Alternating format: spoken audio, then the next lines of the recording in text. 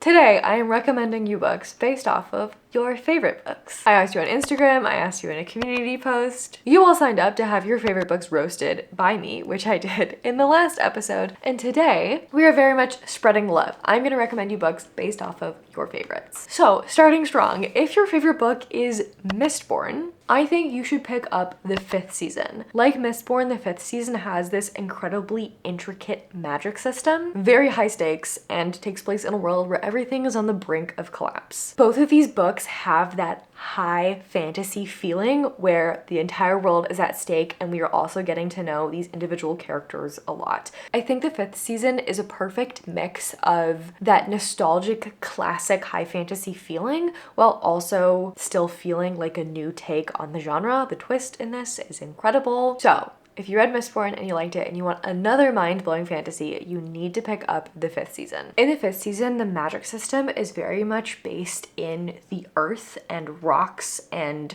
seismology and climate change and tectonic plates moving and shifting. And this 5th season is climate change to the extreme. It's a deadly dying land. Our magic users are very powerful but also very oppressed in the society, and it is one of my favorite fantasy trilogies of all time. Now, if the 5th season is your favorite book, I also have a recommendation for you, and it's The Poppy War by R.F. Kuang. Both of these books have magic, they have world-altering disasters, and they have protagonists who start off the book really struggling and end the book absolutely terrifying. The Poppy War is more historical fantasy. You get this school and military training montage going on in there, and it is incredibly dark. Please look up trigger warnings for this. It has content from the Rape of Nanking in it, and it is absolutely horrifying. So heads up on that. I think if you like the 5th season, if you like that dark fantasy, The Poppy War could be right up your alley. If your favorite book is Normal People, I have actually lots of recommendations for you. Number one, I think you should read The Adulterants. It's got that literary fiction, unlikable characters, really focused in on relationships, and it's a very intimate story and feels a lot like Sally Rooney's other books. I also think you could like Expectations.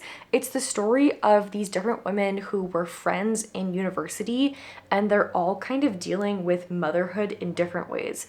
One person is struggling with IVF, one person has a child, one person doesn't have a child, and we are kind of seeing how the relationships change over time with the ways that they all relate to motherhood. The reason why I think you'd like it if you liked Normal People is because the atmosphere feels very similar, the writing style, the tone of that literary fiction focused on intimate relationships. If your favorite book is The Very Secret Society of Irregular Witches, great news because the sequel is coming out this year. But while you're waiting for that, I think you should read In the Company of Witches.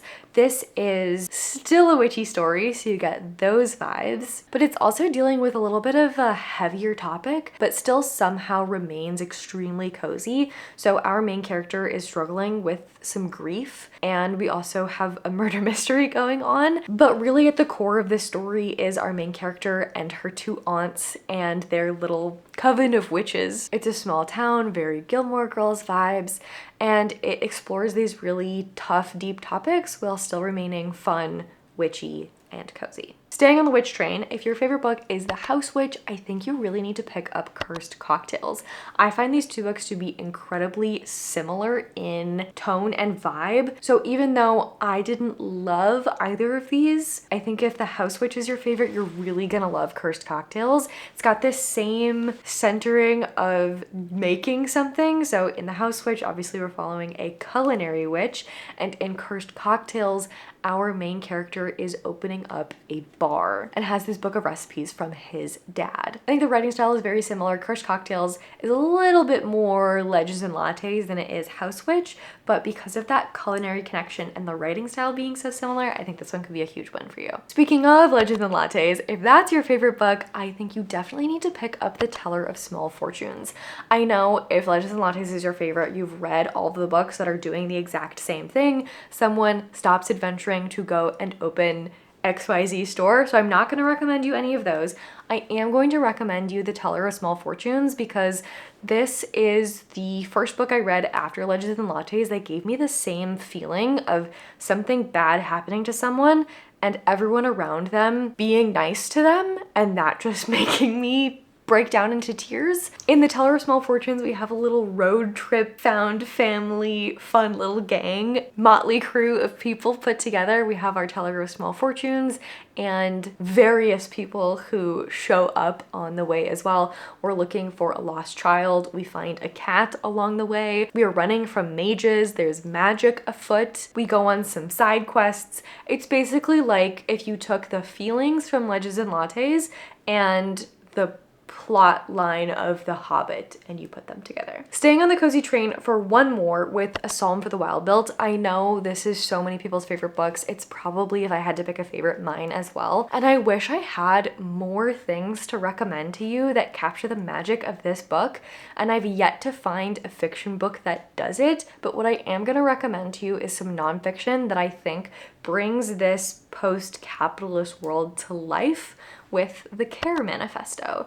I actually read this before I read A Psalm for the Wild-Built. I read it for a class in college, and it's this manifesto about what if instead of centering our world on money and capitalism, what if instead our unit of metric for how good a country is doing, how good we are doing, was instead of it being monetary success, it was how much care we had and how much care we gave. It is such a cool little book, and it made a really big impact on me when I read it, but it wasn't until I read A Psalm for the Wild-Built after I had read it that I really saw what a society like that might look like. So maybe the perfect excuse for you to read the Care Manifesto and then reread your favorite book of all time. Okay, switching gears completely to some darker things. If your favorite book is A Little Life, I need you to read Watch Over Me by Nina LaCour. Both of these books are dealing with trauma. Both of these books are dealing with people trying to heal from trauma. I think if you read A Little Life and you felt really seen and heard by that book, I think you need to read Watch Over Me to see this group of people really trying to heal from their trauma.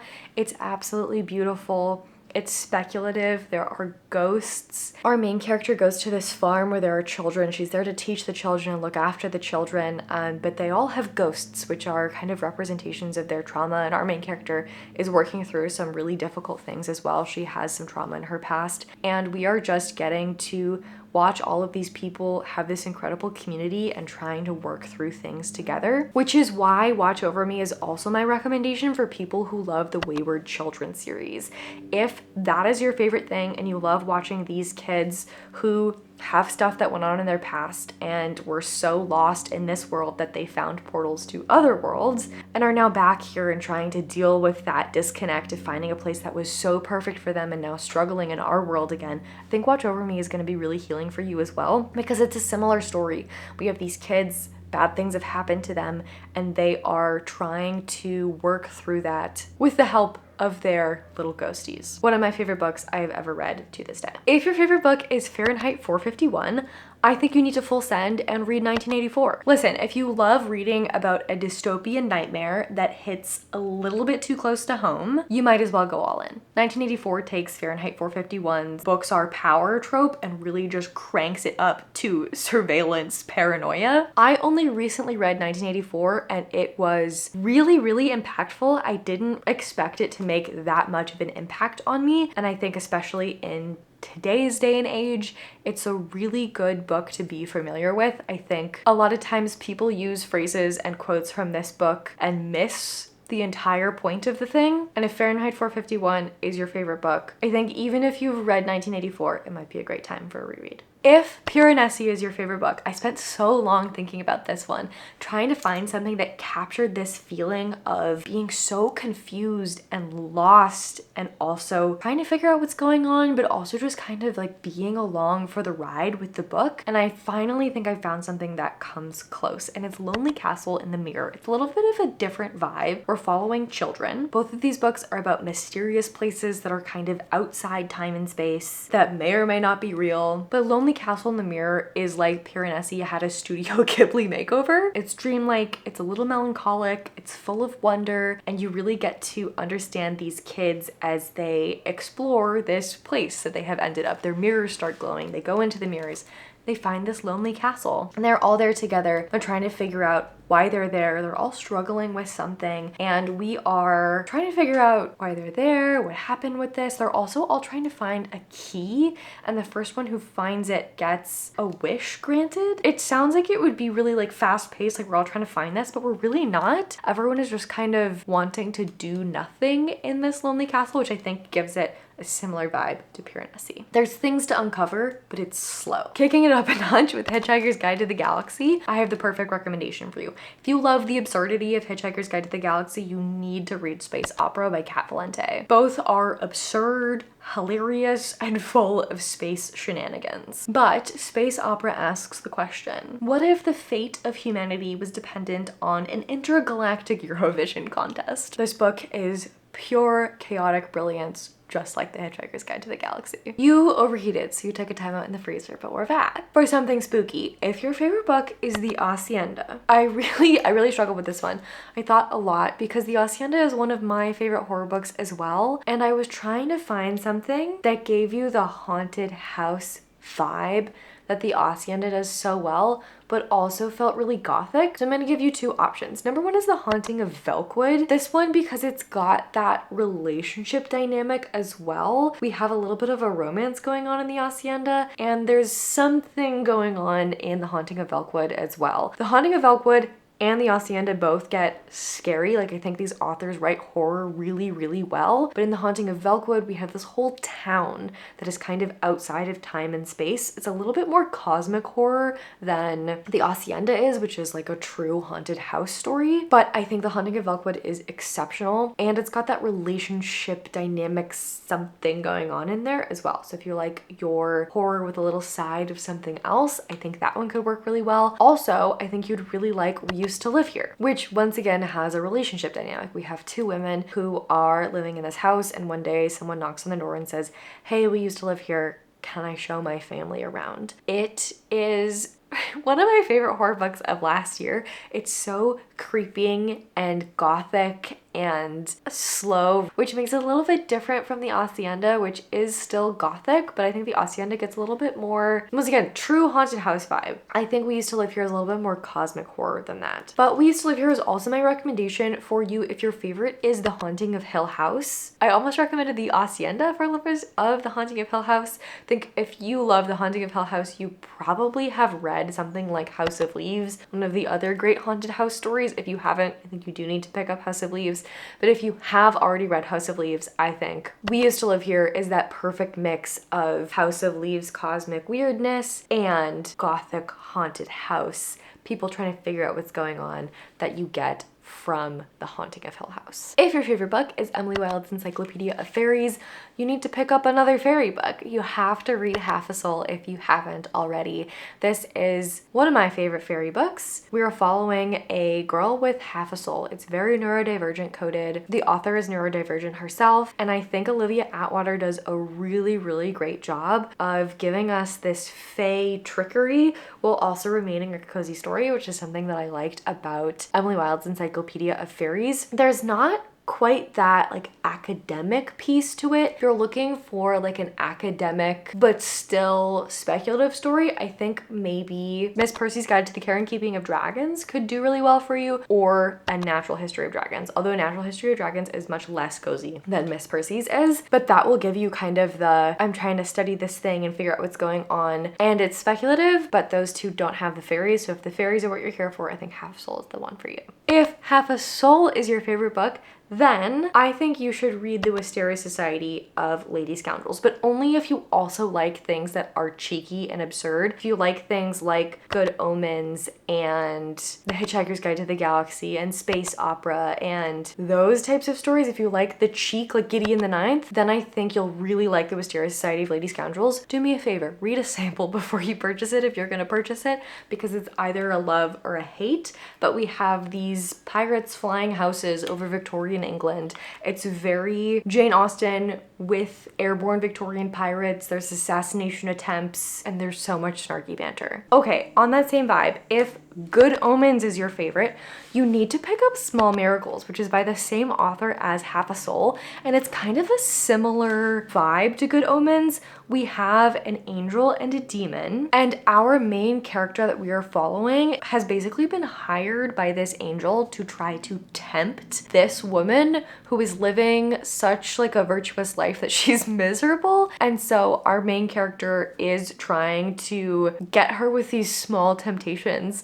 like chocolate. If you're a fan of chocolate, you're really gonna love this book. And it's got that same cheekiness and kind of two sides of the same coin vibe that Good Omens has. It's got the banter, and it's also got this kind of angel demon vibe going on. So I think you'll really, really like it. Okay, switching gears, someone said their favorite book is The Goose Girl by Shannon Hale, which same, let's be friends. I adored that book when I was a child. If you haven't read A Sorceress Comes to Call yet, you need to. It is a Goose Girl retelling. It is absolutely beautiful. It's written by my favorite author, T. Kingfisher. This book is so good. I feel like so many of her new releases haven't quite been hitting for me. This one was 5 stars. I absolutely loved it. It's a Goose Girl retelling. I think that's all you need to know. I loved it. It's Goose Girl for grown-ups. I think you're gonna have a great time. If The Adventures of Amina al-Sarafi is your favorite, I have kind of a rogue recommendation for you. It's the Saint of Steel series by T. Kingfisher, because I feel like something that I love about both of these series is that they're featuring older characters. Like I love that Amina al-Sarafi is this 40-year-old pirate, and she's still kicking ass, and she's still having romantic dalliances, and she's still living her life. And our characters in the Saint of Steel series are also older. They're in their 30s and 40s as well. And I really love getting to see them have their romances. So if you wish that Amina al-Sarafi had more romance in it, you should pick up the Saint of Steel series. It's got that same mix of adventure and religion and romance that I liked out of Amina al-Sarafi, but kind of everything's just turned up a little bit more. In each of these books, we are following a paladin and their love interest. Most of them are male-female romances. One of them is a male-male romance, and I absolutely adore this entire series. Definitely has a lot of decapitations in it, but I still call it cozy. I love the romances. I love getting to see all of our female main characters with their jobs. They all like play a role in the books themselves, and they're very much whole people with whole lives that are kind of coming together in these romances. I think they're really sweet. I think you'll like them if you like Amina al-Sarafi. Okay, next is Babel. I think you have to pick up 10 Incarnations of Rebellion, and I'm so sorry because it's not out yet. I got an ARC and I just finished it a couple of weeks ago, and I cannot stop thinking about it. So this is your sign to pre-order it so you can read it in June. It's so freaking good. If you love intellectual, politically charged stories with historical depth, you're gonna love this. It's got colonialism, it's got academia, it's got rebellion. I think it ticks all the same boxes that Babel does. Now, the only difference with 10 Incarnations of Rebellion is that there isn't a magic system. It's not speculative. What it is a reimagining of history. So what would have happened if the British had stayed in power in India? Fast forward to the late 60s, and we're seeing a rebellion kind of get reinvigorated. We're following this small cast of characters, but primarily focusing on one individual and really seeing how she grows up and makes all of these mistakes and takes a big role in this revolution. And I just found it to be absolutely fantastic and very similar to the writing style and vibe of R.F. Kuang's books, especially Babel. R.F. Kuang and Vaishnavi Patel, these two authors, are actually like best friends, and I find their writing to be very similar, and not in a way that like one of them is copying the other, but they both have really fresh voices and write stories in a style that I really relate to. Okay, just a few left. I have a book to recommend for you if your favorite book is The Girl Who Drank the Moon. Such a cozy story. I think if you read that and you loved that, you'll really like Garlic and the Witch.